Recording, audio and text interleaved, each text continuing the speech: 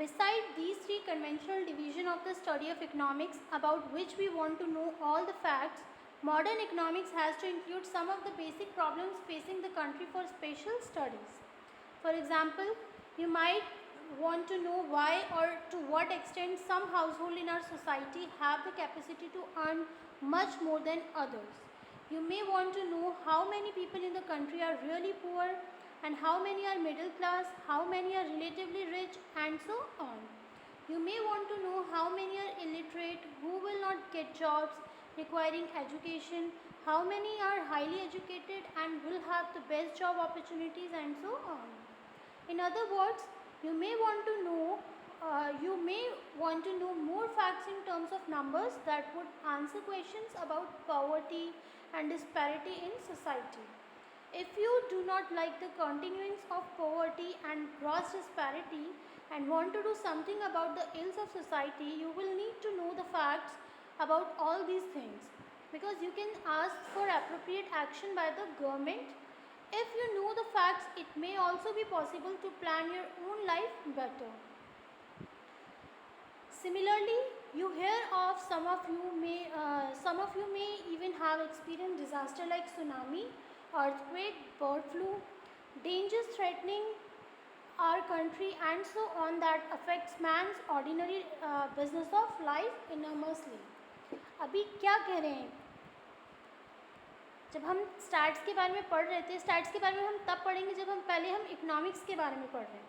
तो इकोनॉमिक्स में भी क्या कह रहे हैं कि अगर आपको ये जो तीन चीज़ें कंजम्पशन, प्रोडक्शन एंड डिस्ट्रीब्यूशन, इसमें एक एग्जांपल देकर समझाया कि अगर आपको जानना है कि आपके घर के मेंबर्स या आपके नेबर में या कोई भी रैंडमली कोई एक पर्सन कितना कमा रहा है, क्या वो किसी और से ज़्यादा कमा रहा है. हमारी सोसाइटी में हर किसी के वर्क के हिसाब से उसको सैलरी दी जाती है. ठीक है, किसी के वेजेस में भी 500 पर डे है, तो किसी का क्या है, मे भी किसी की सैलरी पर डे 12,000 है, किसी की 18,000 है. तो ये क्या है, हर किसी की सैलरी उसके वर्क के अकॉर्डिंग है.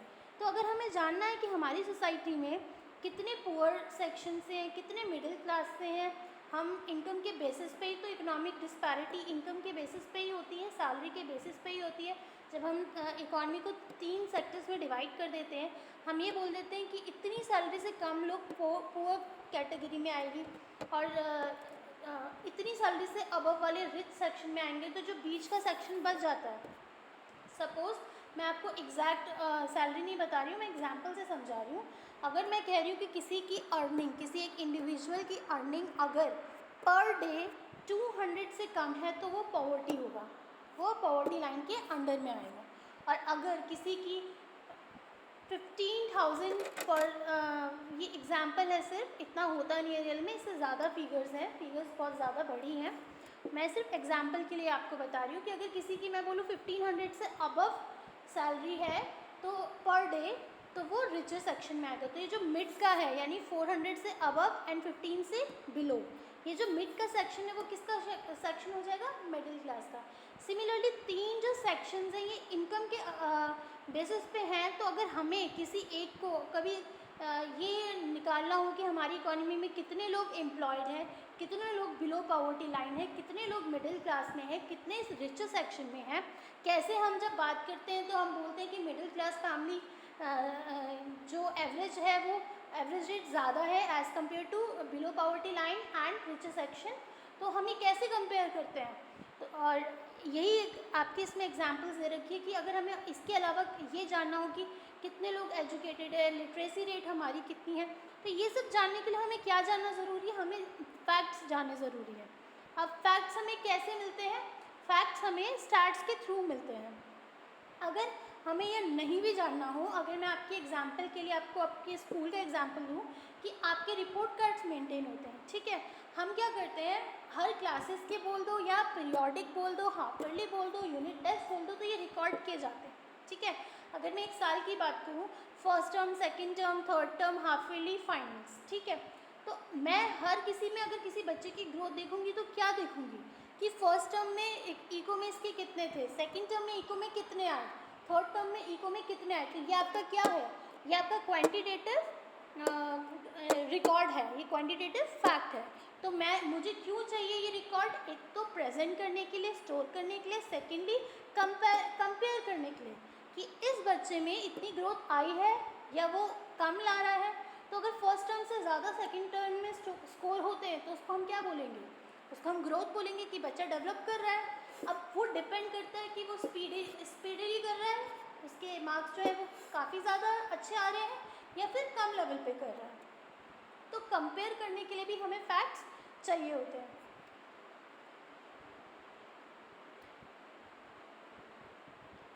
सिमिलरली अगर कुछ डिज़ास्टर है, सुनामी है, अर्थक्वेक है, बर्ड फ्लू है या और कुछ है, तो ये सब भी कैसे कर सकते हैं हम, थ्रू स्टैट्स कर सकते हैं। Economics can look at these things provided they know how to collect and put together the facts about what this disaster cause systematically and correctly. ठीक है, जब कोई आपदा होती है, जो आजकल जैसे लॉकडाउन है, लॉकडाउन कोविड-19 डिजीज़ की वजह से है, ठीक है, तो जब स्टार्टिंग में ही आपको अगर याद होगा हमारे पीएम नरेंद्र मोदी जी ने अनाउंस किया था फर्स्ट डे, ठीक है, कि अब हम बहुत बड़े डिज़ास्टर से सब पूरा देश इकॉनमी ग्रसित होने वाला है, तो उसके लिए उन्होंने डोनेशन के लिए डिमांड किया था। और आप उस टाइम न्यूज़ में आप सब ने भी देखा होगा, बड़े बड़े रिचेस्ट सेक्शन से फिल्म स्टार्स, इंडस्ट्रियलिस्ट, इन सब ने बहुत बिग अमाउंट डोनेट किया। तो तब तक इतनी, आज तो 90,000 प्लस केसेस हो चुके हैं, लेकिन उस टाइम एक या दो ही केसेस थे। तो पहले से ही हम क्या कर लेते हैं, हम प्लान कर लेते हैं कि ये डिज़ास्टर बहुत डेंजरस है, तो ये हमें फाइनेंशियली कितना सपोर्ट मिल पाएगा खुद से, या हमें अरेंजमेंट करनी पड़ेगी। अगर हमारे पास उतने नहीं है तो हम कहीं और से अरेंज कर पाए, किसी और मीडियम से अरेंज कर पाए, जैसे उन्होंने डोनेशन के थ्रू किया। और ये कैसे हो पाया, ये कैसे मुमकिन हो पाया, उन्होंने बाकी कंट्रीज़ में देखा कि वहाँ की कंपेयर किया कि इस, पहले आपने भी सुना होगा first week second week levels बताए जा रहे थे कि सेकंड लेवल तक इतने लोग ये सब इन्फ्लुएंस हो जाएंगे, कितने लोग सफ़र हो जाएंगे, फिर फोर्थ वीक तक ज़्यादा फैलेगा। तो ये कैसे पॉसिबल हुआ, दूसरी कंट्री को देख के, उनके फैक्ट्स एंड फिगर्स को देखकर। तो दूसरी कंट्री के फैक्ट्स एंड फिगर अगर रिकॉर्डेड नहीं होते तो क्या हम लोग सही टाइम पे सही मेजर्स उठा पाते, नहीं उठा पाते। तो फैक्ट्स और फिगर्स बहुत ज़रूरी है स्टार्ट्स में, और ना केवल इकोनॉमिक्स में, कोई भी फील्ड हो, आपको अगर किसी का कंपेयर करना है, या आपको कोई अच्छी ग्रोथ देखनी है, या आपको खुद को सेल्फ असिस्ट करना है, तो भी आपको फैक्ट्स एंड फिगर चाहिए। You may perhaps think about it and ask yourself whether it is right that modern economics now includes learning the basic skills involved in making useful studies for measuring poverty, how incomes are distributed, how earnings opportunities are related to your education, how environmental disaster affect our lives and so on। हमारी basic चीज़ों में ये सब include है। कभी कभी आप भी सोचते होंगे कैसे इनकम डिस्ट्रीब्यूट होती है, कैसे पूरी नेशनल इनकम को हम काउंट करते हैं।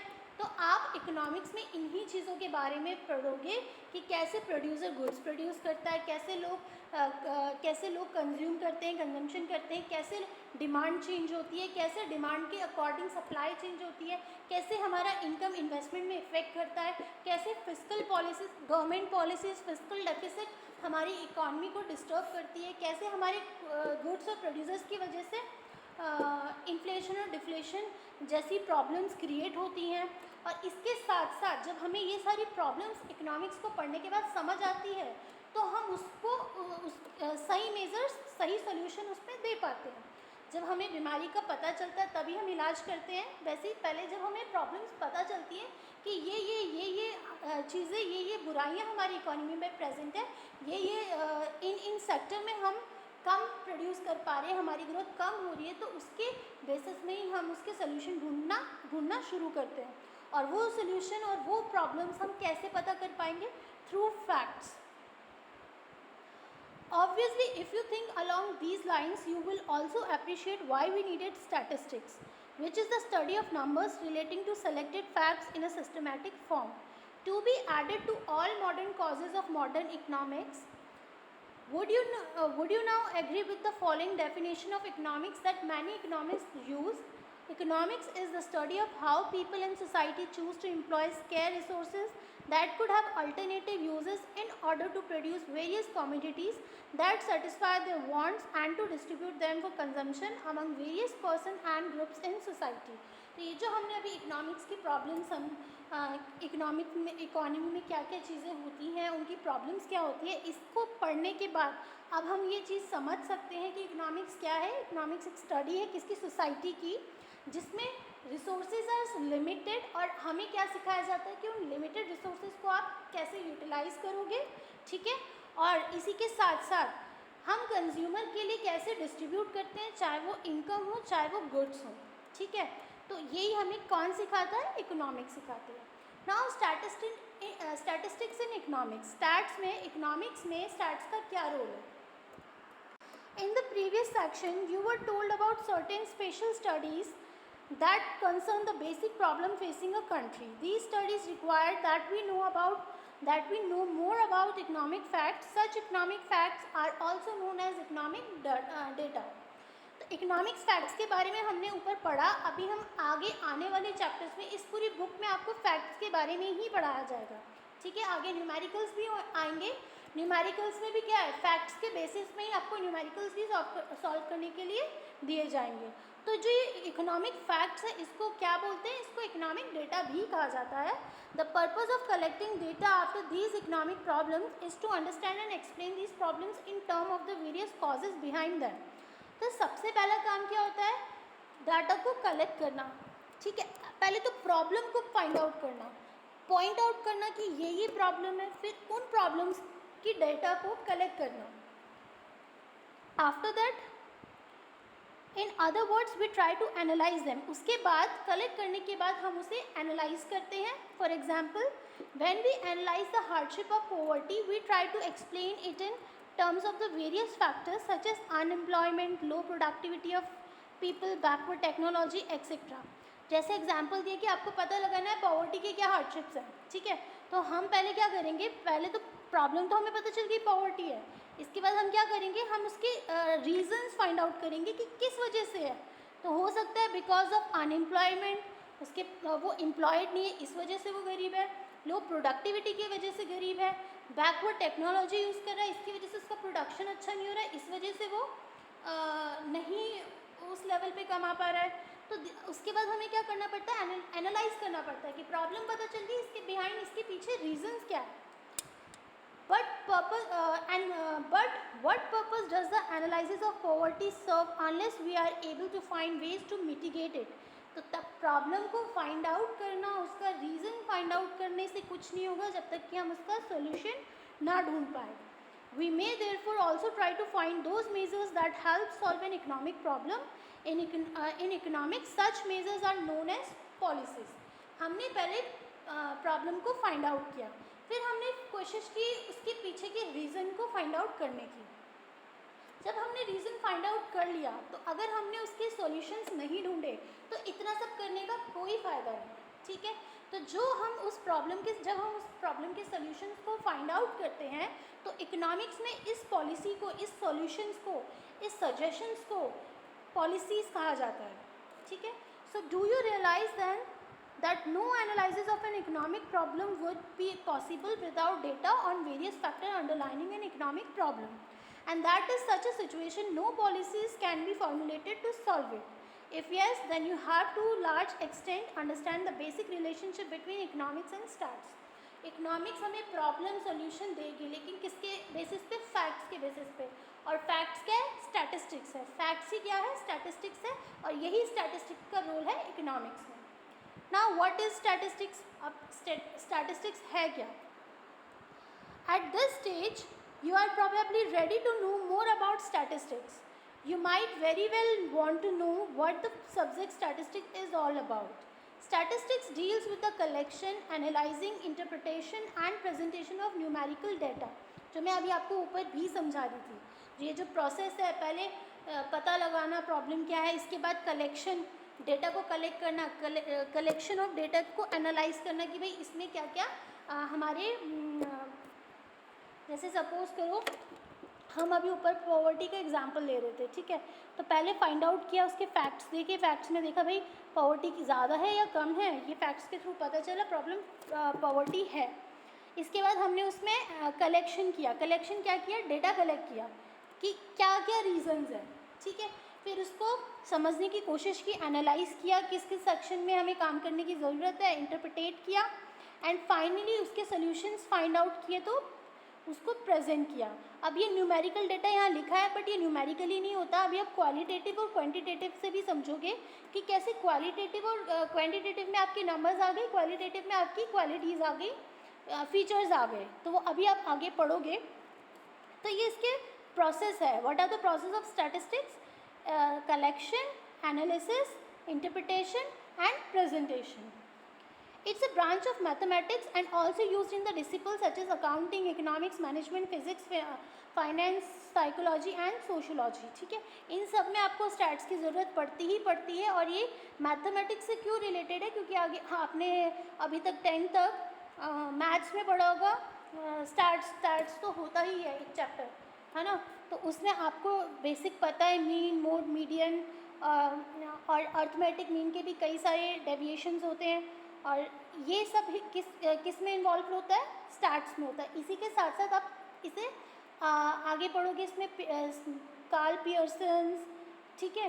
तो ये सब इसमें इंक्लूड हो जाएगा आगे। Here we are concerned with data from the field of economics. Most economics data are quantitative. आ गया ये। आपके जो दो टाइप के इकोनॉमिक डेटा होते हैं, एक होते हैं क्वांटिटेटिव, एक होता है क्वालिटेटिव।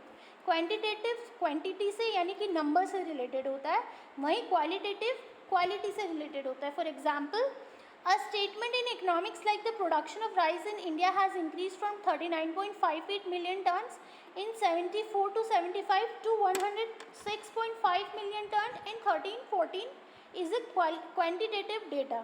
यहाँ क्या है? फिगर्स आपके नंबर्स में रिकॉर्ड किए जा रहे हैं, तो ये क्या है? नंबर्स से रिलेटेड है, तो दैट इज क्वांटिटेटिव। वहीं in addition to quantitative data, economics also uses qualitative data. The chief characteristics of such information is that they describe attributes of a single person or a group of person that is important to record as accurately as possible even though they cannot be measured in quantitative terms.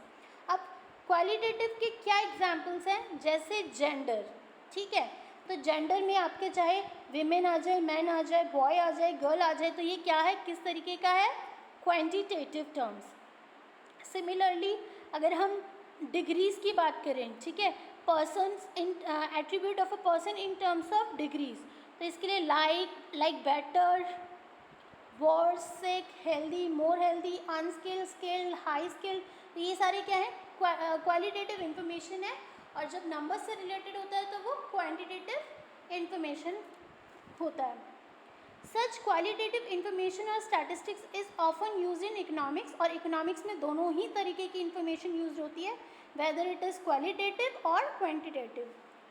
And other social sciences are collected and stored systematically, like quantitative information on prices, income, taxes paid, etc. Whether for a single person or a group of person. और individually के लिए record नहीं होता। जैसे हमने micro और macro में difference किया था कि माइक्रो इकोनॉमिक्स क्या है? इंडिविजुअल पर्सनालिटी के बारे में बताती है, वहीं मैक्रो इकोनॉमिक्स क्या है? वो मोर देन टू के अब मोर देन टू में क्या हो सकता है? मतलब इंडिविजुअल में सिर्फ एक है और उसमें क्या है? मल्टी, बहुत सारे। तो इसकी इंफॉर्मेशन माइक्रो और मैक्रो बताता है, बट इकोनॉमिक स्टैटिस्टिक आपको दोनों ही इंफॉर्मेशन इंक्लूड करती है, whether it is single, individual और इन group. You will study in the subsequent chapters that statistics involve collection of data. अभी हमने ये 5 चीज़ें पढ़ी, collection of data, interpretation, analysing, interpretation, presentation, ये आप अलग अलग चैप्टर में आप पढ़ने वाले हो। तो आपका इसके बाद का इंट्रोडक्शन के बाद का जो फर्स्ट चैप्टर होगा वो कलेक्शन ऑफ डेटा ही है, कि हम डाटा को कलेक्ट